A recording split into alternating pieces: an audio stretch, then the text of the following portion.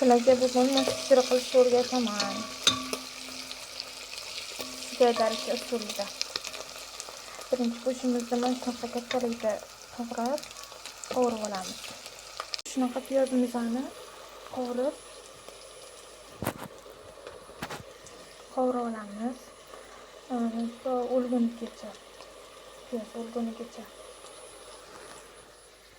Keyin sabzini solamiz. Piyozimiz sekin o'lishni boshladi, qovurilib. Endi sabzini solamiz. Sabzini ham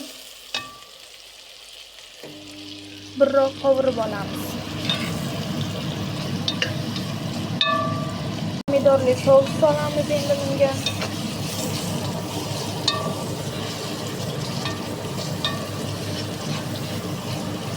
U bilan birga qovurib olamiz.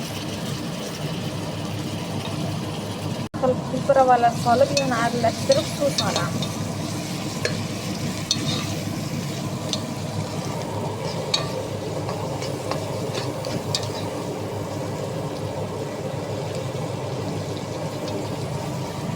Soldim, endi qaynashini sekin kutib, ichiga mosh ochilgandan keyin guruch solib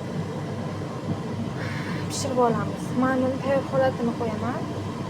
Profilimga kirib, obuna bo'lib qo'ysanglar, buni tayyor bo'lganidan keyin sразу videosini qo'yaman sizlar.